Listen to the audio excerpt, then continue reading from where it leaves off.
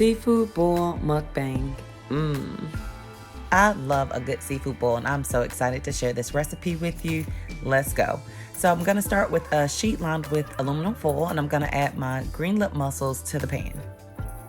Baking your seafood is the bomb, and I wouldn't do it any other way. So you're going to create less water in your seafood butter mix. I have some green lip mussels here. As you can see, around the tip of the mussel, it has a green beard or a green lip. They're bigger in size, they're chewier, and they're a whole lot meatier. All right, now we're gonna prepare our lobster. To make it easier to cut down the middle of each lobster, I just cut a tiny little snip right at the top of each one. That just allows someone that does not have great knife skills to be able to cut their lobster in half without cutting their finger off.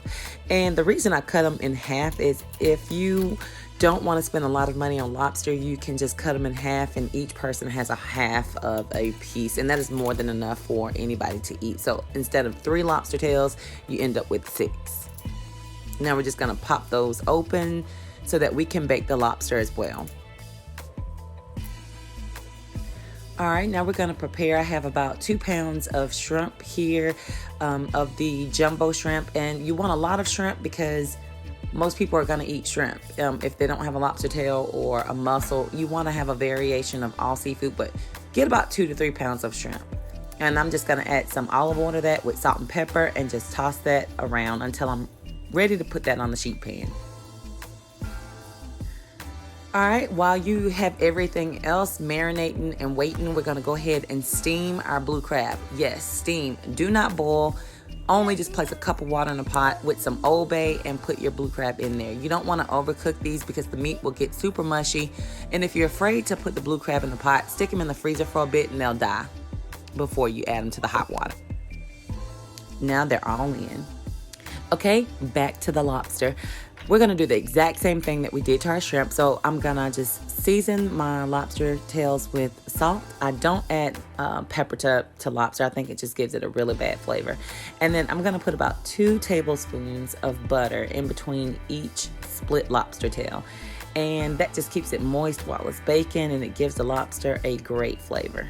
Okay, go ahead and add your shrimp around the lobster tails, and we're going to bake this along with the mussels at 350 until they turn pink. Okay, in the same pot that you made your crabs, you want to go ahead and add any snow crab legs that you may want to add to that. I like to add blue crab and snow crab. You don't have to get as much of each because most people are going to eat the blue crab. So just add your snow crab in there and let it steam until it's done. Now for the seafood butter sauce, the best part. As always, I'm going to start off with about 5 to 6 cloves of garlic.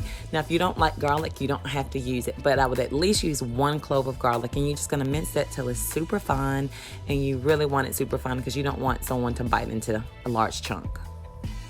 Add it to a dish and set aside.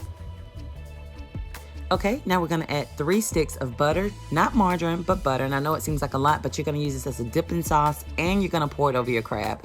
But we're just going to let that melt, and we're going to add our garlic to it. We want to cook the garlic just a little bit. We don't want it to have that fresh garlic flavor. We want it to cook down a bit in the butter. Yeah, you're going to need some mince while eating the seafood bowl. And don't laugh at my mom's pan. She used to make rice in that, so I still try to use all of her old dishes. Okay, after your butter sauce has cooked a bit, then we're going to add our seasonings. Don't worry about scooping that foam off. That's just the cream that's coming off of the butter. And I'm just going to add my seasoning blend now. It is important that you add the seasonings that you like, but I'll have the recipe for what I used. And I'm just going to stir that up. Some people like the B-Love's butter sauce, but that just has too much seasoning in it for me, and I don't want to die from high blood pressure. So I just use a few different seasonings just to make it spicy and buttery. My seasoning blend, I use 2 tablespoons of Zatarain's crab boil, 2 tablespoons of Old Bay, 1 tablespoon of garlic powder, and 1 tablespoon of cayenne powder.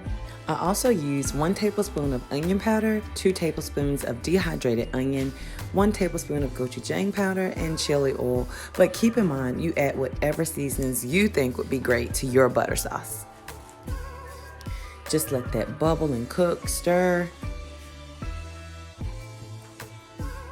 And now we're ready. So add your seafood back to your pot after you've drained off any liquid left in the pot. Once you've added all of your seafood back to the pot, now it's time for the party. So we're just gonna pour over some of the butter sauce over all of the seafood as much as you like. If you want it buttery, just add more butter to it. If you want to add some parsley in there to give it some color, you can do that as well. Put the lid back on, and now we're just gonna shake this up.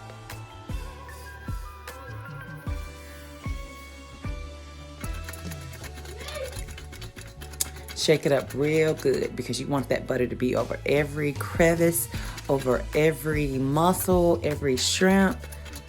Oh, it's gonna be so delicious.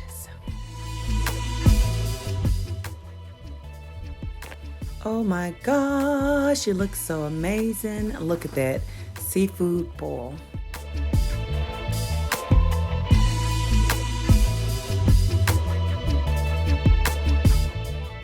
Well, there you have it, folks. Mei Lee's seafood boil. I hope you guys will try this at your next one. You don't have to go spend money at the Fiery Crab when you can make this yourself. Now be prepared. You want to find a good seafood monger. I use Fishy Fish in Charlotte off of South Boulevard. They have everything, anything that you could possibly think of, they have it.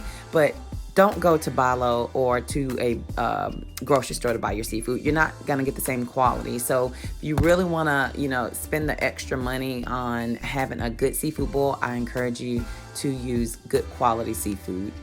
Well, this is another one for the books. Until next time, follow me on YouTube, Mash Up with Mei Lee. Check you out later.